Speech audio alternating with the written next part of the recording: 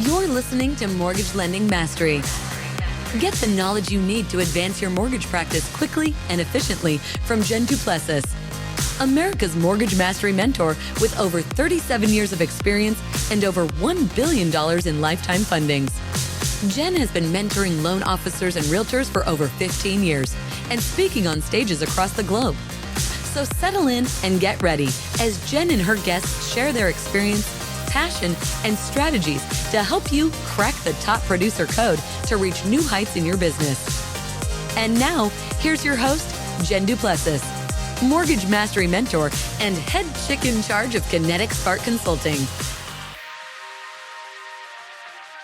Hi, everyone. Welcome back to this episode. I am excited today. I'm excited every episode, by the way. I went back and listened to all of my recordings and I say, I'm delighted or I'm excited. I'm really excited or I'm delighted or I'm excited for every single podcast I do. Even after all this time, I'm really excited for every opportunity that I have because I know I'm going to learn today. And I know that those that are listening are going to learn today. So today our guest is Catalina. And we practiced the name we gave up. I gave up. So Catalina with LoanSense. And we're going to talk today very specifically about something that has to do with student loans. And so if you're a real estate agent and you're listening, hang in because you want to hear this. If you're an entrepreneur, hang in because you may have student loans. You may have student loans that you need to have get restructured, get paid off, have some relief from, and that is exactly what Catalina does. She helps people reduce debt and increase home affordability, and that's really what the key is because we know that's an issue. She helps people save loans, so they don't go away because someone doesn't qualify, and as a result, prevent loan drop off or conversion ratios dropping for loan officers, maintain their pipeline, and increase sales. The thing is, it's not just for loan officers, it's also for real estate agents. So real estate agents need to hear this message as well when they're talking to clients that say, I really want to buy, but instead I'm going to rent because I know I have student loans and I don't qualify. And that's the trigger. That's the trigger they should be hearing as well. So welcome to our show, Catalina. I'm so delighted to have you here today. Thanks, Jen. I appreciate it. Happy to share. Absolutely. Absolutely. So let's talk about what you do, because I know it's a plug and play. For those of you watching, I have a piece of hair across my eye and I can't figure it out. But I know that you have a plug and play system that loan officers can tap into for their clients. And, when I think about a plug and play system, it reminds me of credit restoration as well. So I know that you're uniquely different than credit restoration. So kind of walk us through, how do we get engaged with you as opposed to an engagement with credit restoration? And then we'll talk about what you actually do. Right. Absolutely. So I'll address the concern first on how we're not credit restoration. Yeah. So the rising trend of this debt of this generation, those under 45, is high debt to income. And that is the number one reason people are disqualified from financing, which essentially disqualifies them from buying a house and the real estate transaction as well, right? It's actually not due to needing credit dispute letters or needing to restore their credit. It's because they have too much consumer debt. Okay. And that consumer debt comes in the form of credit card, car payments, but increasingly student loan debt. So what we do is we help people reduce their debt to income so they can qualify for mortgage, leading with student loan debt, because there are so many federal relief programs that people can enroll in that will literally reduce that payment and give them interest subsidy if they file into the program. LoanSense does all of that, right? So we're different from credit restoration because we don't touch the credit report. We don't touch credit repair. We really are a comprehensive advisory solution that is tech enabled to help people reduce the DTI, including student debt and other forms of debt, but leading with student debt because it's the number one barrier for those under 45. Yeah. So let me ask you about that. Prior to COVID, the average, not the number, but the average consumer had $46,000 in auto loans. Now, hopefully they haven't had to buy gas as often, and so they could pay that off faster. Let's hope people did that, Um, so I look at that and I'm thinking, there's probably going to be some type of a shift because of COVID. People maybe don't feel like they need a second car, and so they're selling cars, whatever.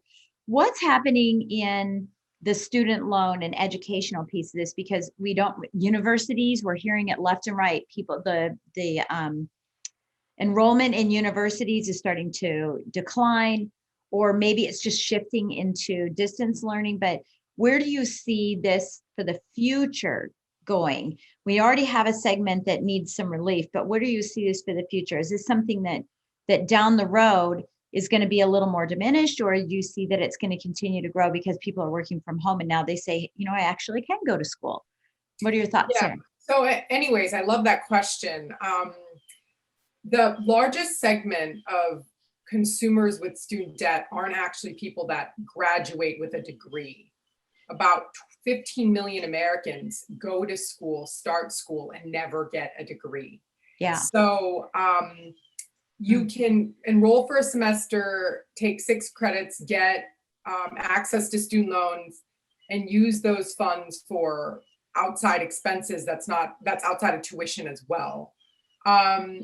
Like 14% of student loan money goes to alcohol, for example. They did a study. So there's all kinds of things you can buy with living expenses. So what I'm saying is a lot of people get access to these funds and they use it for other things outside of education and may not actually even get a degree.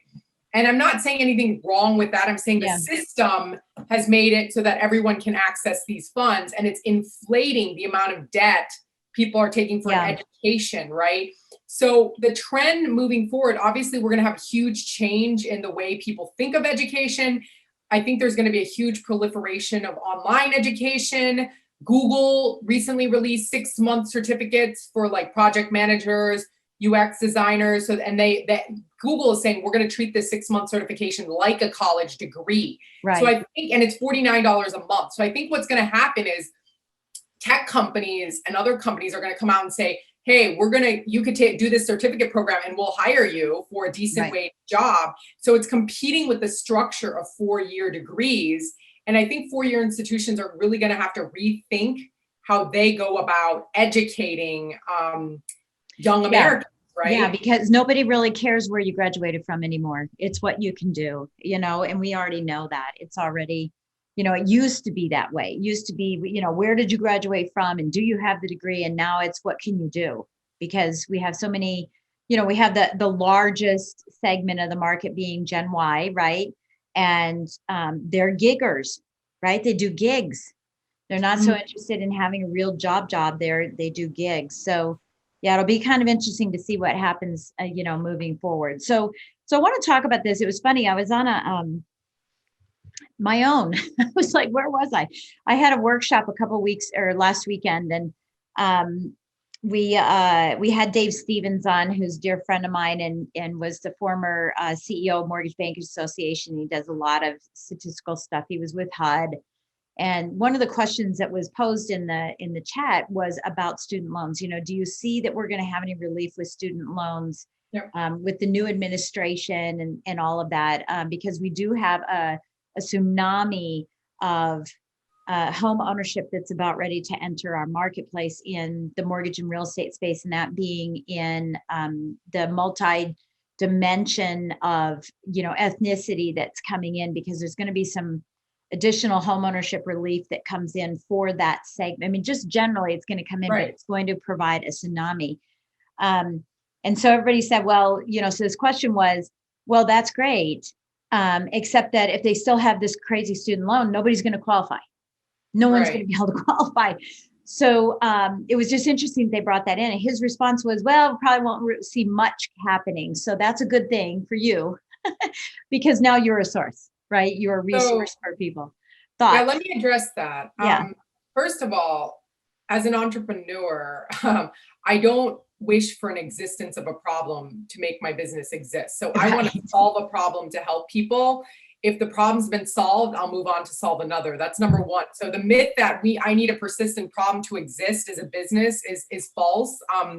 Number two, because debt's going to be a problem no matter what. And there's no real comprehensive debt management and debt planning solution out there that's been tech enabled, that's been effective in the marketplace. So that is what we're focusing on. Student debt is not our only concern. Here's the thing. We don't need to wait for student loan relief. There's already very generous student loan relief. That's the thing people don't understand. 2/3 of Americans qualify to reduce their payments once it gets kicked in, by the way, because we're in CARES Act, $0 payments right now. If a person works for a nonprofit or has experienced a drop in wages because of this pandemic, basically 2/3 of Americans before this pandemic qualify to reduce their monthly loan payment. And those are programs that are already in existence that Obama put into effect. Right. The problem is people don't know what paperwork to file, where to go, and LoanSense solves that problem. We do that all for the consumer. So don't wait on, oh, is there going to be relief? There's already tons of relief, okay? It's just a matter of understanding what relief you qualify for. And that's what LoanSense does. We plug into the lending process, but also we have tools if a real estate agent wants to even put us up on their website as a tool, right? The point is we estimate what that reduction amount is, and then we help the individual manage that loan and share back all the debt to income calculations, even back with their lender, so that the lender doesn't have to understand any student loan policy or mortgage credit rules to be able to help that individual. So I'm saying don't wait for any extra laws to pass. Get relief today if you need it in order to achieve your goals. Yeah, I think that's great. How does this affect credit generally, scores, et cetera, when you're in a relief program, which, I asked you in the green room. I know that's going to be a question is like, wait a minute, there's got to be a catch here. Whenever we reduce that, it's being tagged on to the end, or I'm going to be shown as being late payments. Help us make sure that we understand that, because if people want to use this program, they need to fully understand how to be able to share this with their client. Okay, so it does not negatively impact your credit. What it does is, instead of showing the fully amortized amount on your credit report, it shows that reduced payment amount. As long as people, and by the way, it could be reduced all the way to $0, depending on how much you earn. So as long as you're making that payment, you are improving your credit. It's when people can't afford the payment and they don't understand the relief options and they just stop paying it and go into default, which 1 in 5 Americans are doing. That is when it's going to hurt your credit. So by reducing your payment and actually being able to afford the payment, you're improving your credit by about 9 to 20 points over 3 to 6 payments. Of course, once you reduce your loan payment and have funds to pay off other debt, then you continue to improve your credit score. So we're really helping consumers figure out how to get out of a crushing student debt burden so they can focus those funds on other forms of debt that may be higher interest that don't have federal government relief, so that they can get their debt to income ratio in a standing to be able to qualify in 3 to 6 months instead of 3 years, because they're not able to figure it out on their own. Right. And that's what we do. That's awesome. That's awesome. And I know that, one of the things that you had told me was student debt is the number one barrier to home ownership. 2/3 of millennials have student debt. Consumers are pushing off home ownership 4 to 5 years because of student debt, and 8 out of 10 borrowers are denied a mortgage because of student debt. I want to talk about the consumers are pushing off home ownership 4 to 5 years. What do you see as I'm going to ask you some market things. This has nothing to do with the loan part. But what do you see as the challenge? If we put more people in the position to be able to buy, given the fact that we are seeing, I just talked to a client the other day, they had 56 offers, 56 offers on a home. And that was in Utah. And, what do you see as the challenge for people that want to get into home ownership, but then are challenged now not to be able to get into, or having to go through the process, just having to go through this process and saying, well, gosh, I did all this work and now I can't even get the house I want to do. What is your take on what's happening in the marketplace? It's just a general, what is your take what's happening in the marketplace? So first and foremost, I just want to say something about the 8 out of 10 people that are denied, not necessarily because of student debt. 8 out of 10 that come into a lender's pipeline don't ultimately leave with an ability to get that financing. And the leading reason is high debt to income. And for those under 45, it's driven by student debt. So it's not exactly Gotcha. Okay, so I just wanted to clarify that. From a market perspective, okay, so like every economic equation, right, there's supply and demand. So what LoanSense is assisting, especially moderate income Americans, those are typical users, $45,000 to about $70,000 as an individual, not family, earning power, right? So our goal is to help more middle income Americans achieve the dream of home ownership. Of course, we can help those with higher income and higher debt, but our focus is really on this middle income American because that's who needs the most help right now. There's the supply and demand side. So the demand side, we're helping with the demand side. We're helping prepare more consumers so that we don't have a second-class renting citizenship forever, right? Because of the debt burden. Then there's the supply side of housing. What is broken in the US right now, unfortunately, that we're not actively attempting to solve is we're working on that supply side, demand side of the equation and not the supply side. A lot of things need to happen in the US, infrastructure and construction, and figuring out how to build homes for cheaper, figuring out how to make homes more flexible to the needs of this generation, which is moving to like smaller size homes because we're having smaller families. There's a lot of things that need to happen on the supply side of housing that we're not necessarily tackling that need to be addressed. And it's part of the persistent problem. It's just economics, right? If we continue to decrease interest rates, there's going to be an influx of people interested in housing because interest rates are so low. But the supply side of housing doesn't exist. We can't construct fast enough. So it's just that general equation. And while interest rates are low, that's just going to be a persistent problem, right? So how do I address it? I mean, you be prepared, you be competitive, you be an offer that's more attractive, right? Or maybe you just wait and it's not today you're going to buy. Maybe it has to be 3, 6, 8 months from now, right? So I don't know absolutely the answer, but I understand what's happening in the problem. No, and it's not and I wasn't asking for your answer. I was just asking for your opinion on it. Because I have opinions on it too. I think that one of the things that we're seeing springing up here in our area is developers buying land. And then instead of developing a whole bunch of houses with driveways, and they do and all that stuff, they're doing little houses, right? Tiny houses in a complete neighborhood. It's like a camp. It's almost like a homeless camp thing. It drives me crazy, but it's like complete neighborhoods of tiny homes, and these are people that are just buying, saying, look, I just need to buy something. I need to get in the game and be part of this. And they're permanent and all that. And it's going to be interesting to see what happens there. I also think, there's going to be a big conversion of commercial into condominiums. I think all these vacant buildings with offices will be turned into, some walls will be knocked down, whatever, and do some condo conversions. Totally different than we used to in the past, where we converted from apartments to. But now we're going to convert from commercial to, because these things are just going to sit there. It's just going to be the craziest thing in the world. Okay, so I'm a loan officer, and I'm hearing what you're saying, and I'm saying, just shut up and get to the bottom line on this. How do I get engaged with you? How can I close more business? How can I get more people to qualify? If I were in those that are listening in here, I'm all about action. So what would I do? One, I would get back to all my clients that didn't qualify. 2, I would share this with my realtor colleagues and my financial planner colleagues, because people that have student loans, a lot of people that have student loans also go to financial planners for advice. So it depends. And lenders too. The scalability. And I would do a class on this. Of course I would do a class. I'd do a webinar on it and say, hey, I have something new for us as we start heading into the new marketplace. What am I going to do with you? How do I engage with you to introduce you or my client to you? Yep. So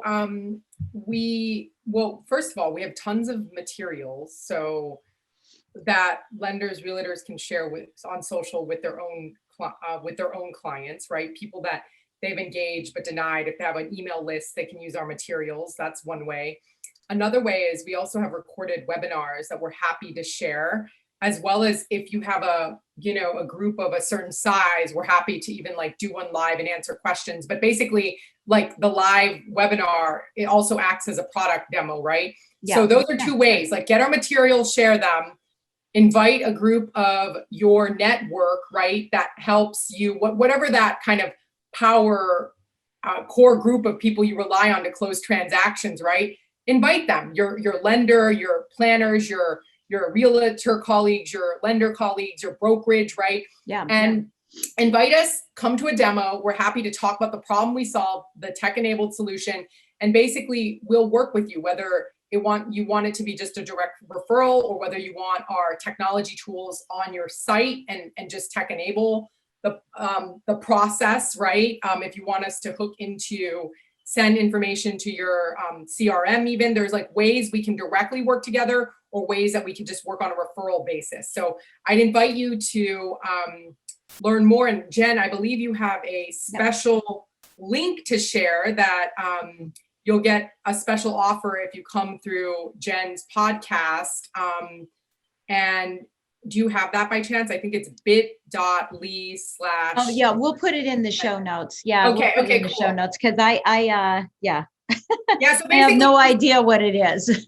Yeah. So it's just you go to a really short, you give us your email, phone number, and then we book a time with you if you're interested, or we'll just follow up with more information. So do you keep people updated on what's happening? Do you have a mechanism that you keep loan officers updated as to where, whether the client has entertained that or not?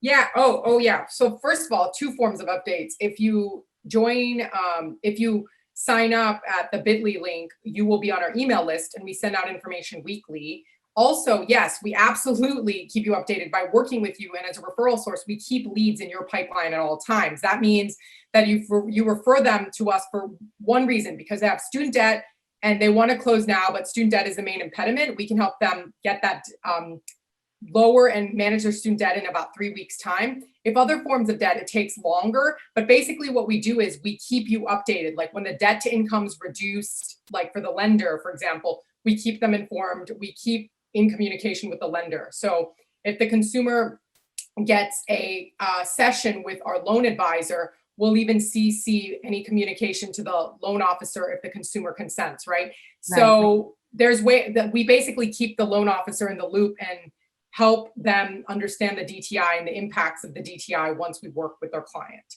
Yeah. I think this is really interesting because, there's credit restoration where the credit restoration company will keep us apprised of the credit score.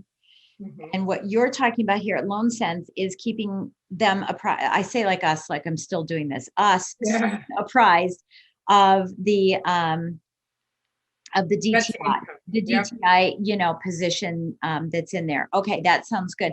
How has the consumer responded to this, in the sense that, is this, I don't want to talk price, but I want to say, is this really expensive? Is this moderately expensive? Is it Yeah, we could talk price, but basically, let me just say this. The average student loan savings we receive, if you come to our information session, we tell you exactly who to refer. We save about $600 on average, and we help improve home affordability by about $100,000 on average. So the value is huge, because then that $600 can go pay off other debt if they're not ready today, or that $600 can actually increase affordability by reducing the debt to income, right? And we share back all the DTI calculations across all mortgage types, FHA, Fannie, Freddie, VA, USDA, right? So the loan officer doesn't have to guess the policy on what is the credit policy again. We take that equation out. The consumer pays us if they just want assistance enrolling in the program, which is mostly tech enabled. It's like a TurboTax for student loan experience. It's $129. TurboTax for home loans. I love it. I'm sorry? TurboTax for home loans. I love it. Well, it's TurboTax for student loans, right? Yeah, for student loans. Share back the DTI. Yeah. But we share back the DTI with the lender. And then if they want to speak to a loan expert and get a comprehensive plan, it's $399. Awesome. We especially recommend it for those that are in bad student loan standing, like they've had their wages garnished, they're in default, they need more. Yeah. Or they work for a nonprofit, government can get a lot of loan relief. We recommend that. Or they are going to get married, want to buy a house, and have no understanding of marriage implications on their student loan payment. Your student loan payment can double or triple if you don't understand, because if you get married and you file your income taxes jointly, now they can count your spouse's income to pay your student loan. So we really help people understand, like if they're going to get married, they want to buy a house, like we're a holistic planner. So even after they close, LoanSense will still be there.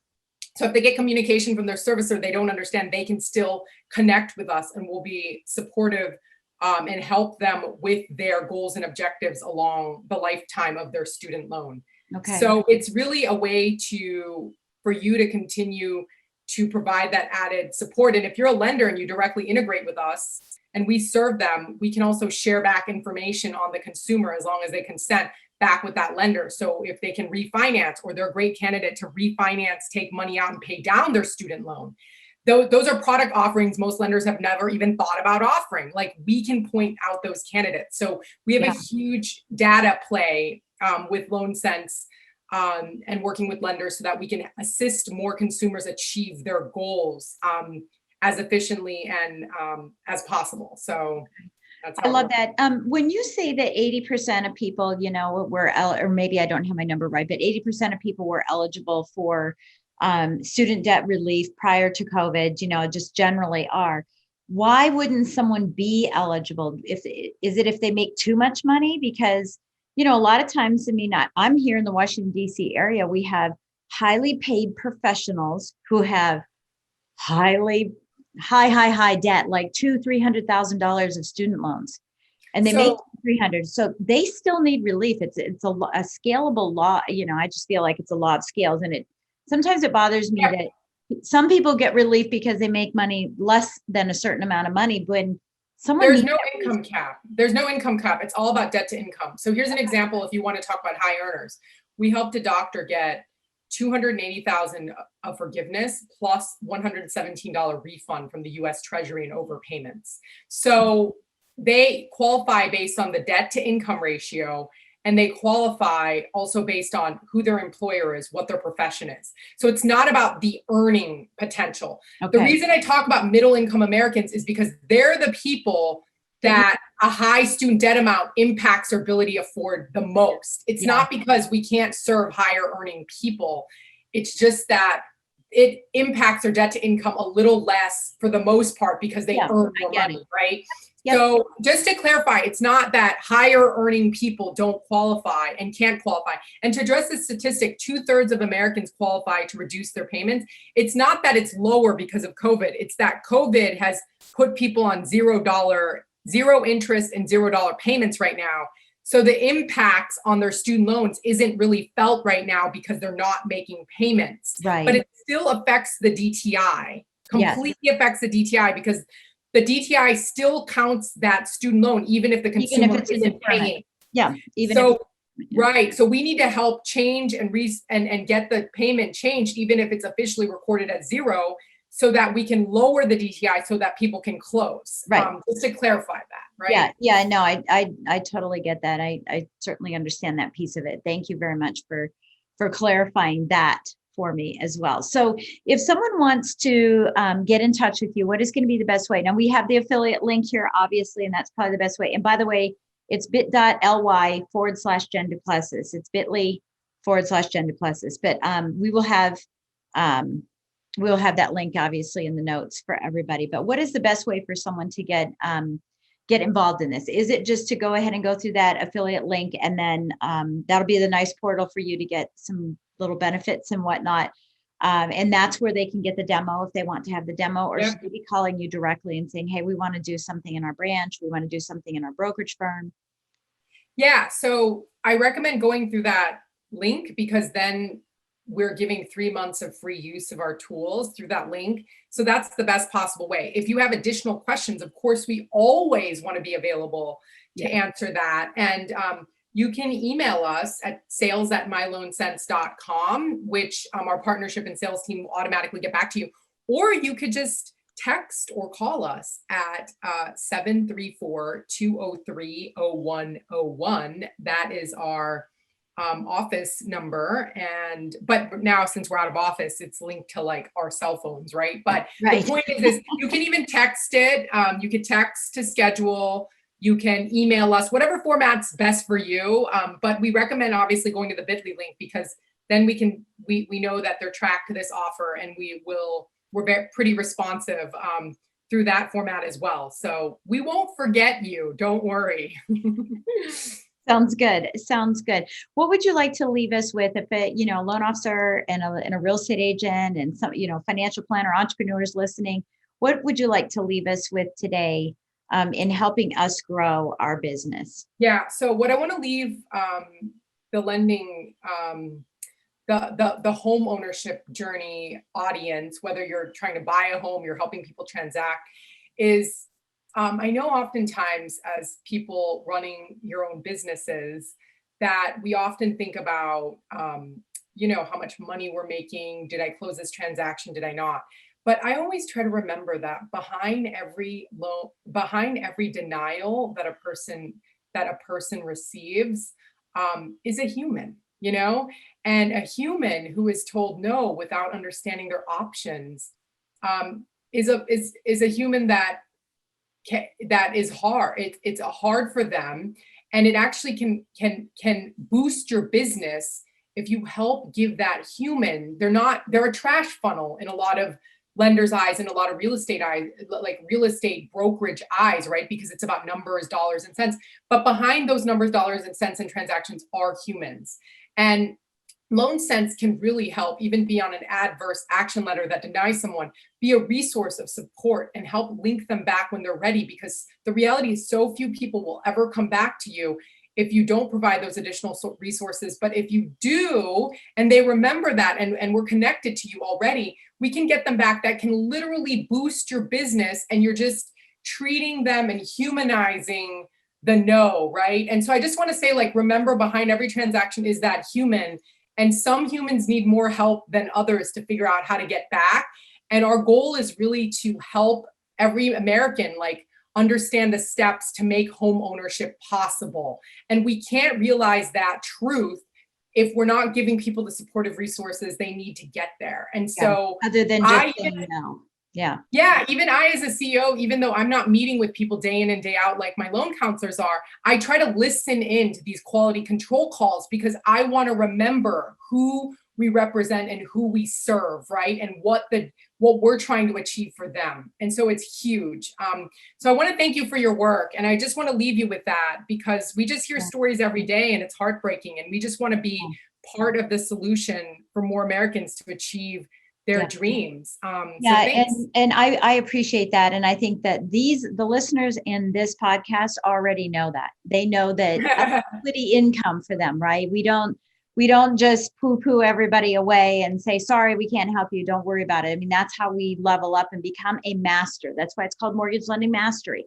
That's how we become a master and an expert. We don't just do transactions. We do relationship, right? Ensure that we have that annuity income in the future. Hence the reason that I have you on here, and yet another tool in our toolbox to help make that happen and manifest it. So I want to thank you so much, Catalina, for being with us today. We are so excited to hear what you're doing and all the wonderful work that you're doing to help people out there, but also help people grow their businesses in addition to that. So thank you so much for taking your time today. And we look forward to seeing you on the next episode of Mortgage Lending Mastery. And again, please give us a great 5-star rating and don't forget to do a review. We like those reviews to continually come in. So we'll catch you next time. Thanks for listening to Mortgage Lending Mastery. Be sure to subscribe to hear more sales tips, ideas, strategies, and tactics to help you with your personal and professional growth to multiply your results in record time. And if you like what we're doing, don't forget to give us a rating and review so we can continue to bring you the best content possible. Wanting more beyond the podcast? Join our Mortgage Lending Mastery membership community, where you will find extended interviews with our favorite guests, weekly training, tips, and insider secrets, fireside chats with Jen, free content, meet, share, and collaborate with other members, and so much more. Click the link in the show notes to learn more about this exclusive content. Mortgage Lending Mastery is an Industry Syndicate charter podcast. Industry Syndicate is the first podcast network specifically for the mortgage and real estate industries. Get the Industry Syndicate app in the App Store or Google Play today.